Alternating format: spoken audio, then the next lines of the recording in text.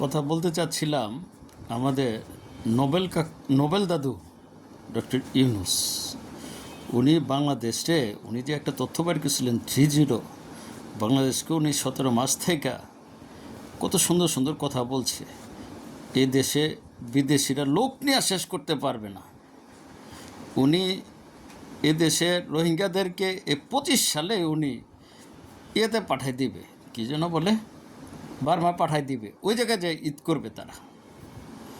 তারপরে এদেশে যত ইয়ং পোলাপান আছে সব পাঠাই দিব বিদেশে, খালি টাকা না, রেমিটেন্স, ডলার আর পাউন্ড, পাউন্ড আর ডলারের বন্যা বয়ে যাইব দেশে, বুঝছেন। উনি যে কাজগুলি মেনলি করছে, আপনারা 4-5টা উদাহরণ দিই। যে আমাদের একটা সুন্দর ছোট বাচ্চাদেরকে উনি একটা ট্রেনিং দিছে, হ্যাঁ, মানে সভ্যতা শিখাইছে। যেমন এর মধ্যে বলতে পারেন আমাদের ওই যে এক হাদি আছে, হাদি এমন সভ্যতা শিখাইছে, সে বিশেষ অঙ্গ নিয়ে বলতো সাউয়া মাউয়া। তার মানে পরবর্তীতে তার নাম হয়েছে সাউয়া হাদি, এমনি হাদি হয় নাই, তার নাম হয়েছে কি সাউয়া হাদি। যাক, তো এমন সভ্যতা শিখাইছে, তাদেরকে বলছে পেশার গ্রুপ, নট অন্য গ্রুপ। কী বলছে?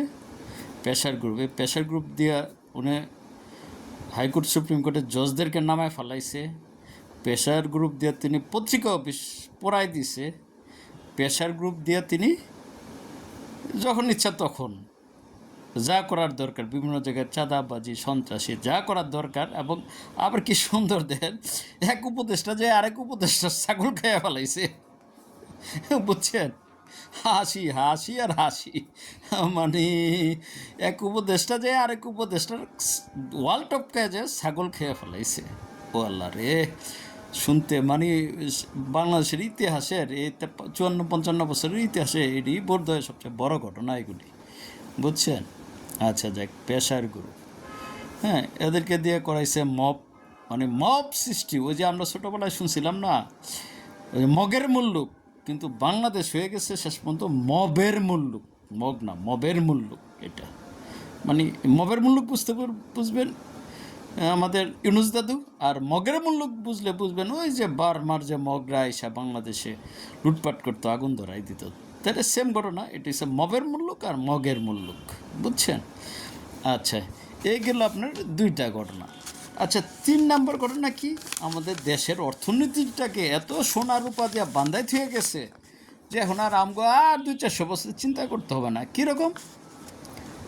তারই বিজনেস উপদেষ্টা বলে, ওই যে বশির সাহেব, বশিরউদ্দিন, ওহ মাই ডিয়ার টাইপের লোক রে ভাই, মাই ডিয়ার।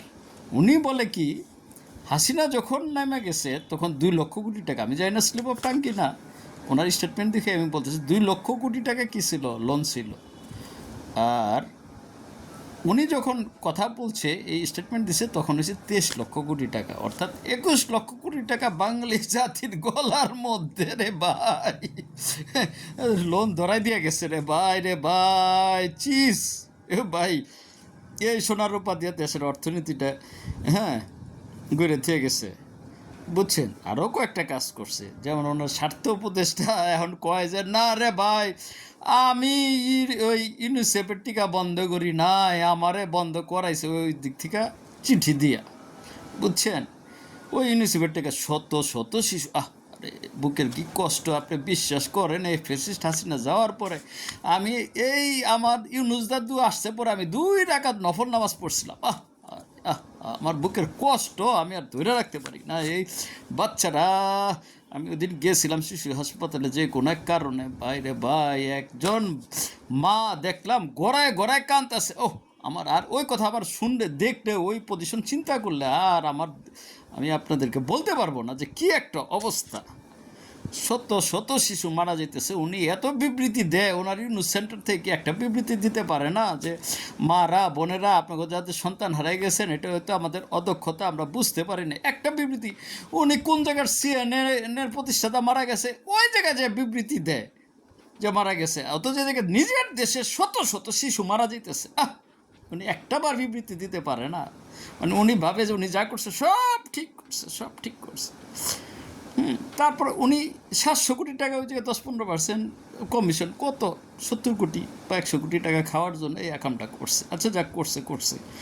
তারপরে হচ্ছে কি, উনি ওনার এটা কি বলে, ওনার যে ট্যাক্সের টাকা রে মাইরি, আমার ট্যাক্সের টাকা, আমি বছর ইনকাম করি 5 লাখ টাকা।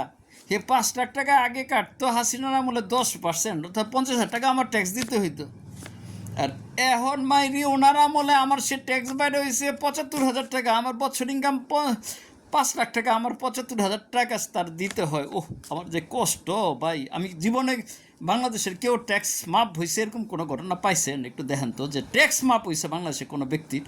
উনি কিন্তু আইসা মাগার ওনারটা ঠিকই করছে, ওনার ট্যাক্স উনি মাপ করায় লুয়ে গেছে ভাই। উনি ক্ষমতায় না ভাই, প্রধান উপদেষ্টা, ওনার তো ক্ষমতা দেখাইতেই হইব।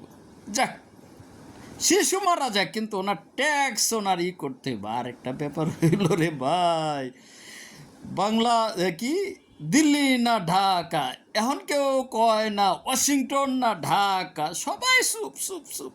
আর এখন শুকরের মাংস আইব, শুকরের চর্বি আইব। শোনেন, আমেরিকার ওই বিফ পর্যন্ত খাওয়া বন্ধ করে দিছে ইহুদিরা। কারণ কি জানেন আপনারা? কারণ ওই যে আমেরিকায় যে সমস্ত পশু পালা হয়, ওদের যে খাবার ওই শুকরের মল দিয়ে তৈরি করে, মানে আপনার এটাকে কি বলে, শুকরের প্রোটিন ওই একসাথে মিশায়া তৈরি করে ওদের খাবার। এই কারণে ইহুদিরা আমেরিকার বিফ খাওয়া বন্ধ করে দিছে। আর আমরা শুকর আমদানি করব, সব কিছু আমদানি করব। এই যে কত $1,000 তার 13টা বিমান কিনবো ভাই। কার স্বার্থে ভাই এগুলি করছেন? ওই যে কত টাকা দেশটারে সোনায় মরায় দিছেন। আপনি তো কইছিলেন যে এই বার্মার রোহিঙ্গারা 25 সালে যে ওই দেশে ঈদ করবো। করছে তো করছে। আবার কি কইছিলেন?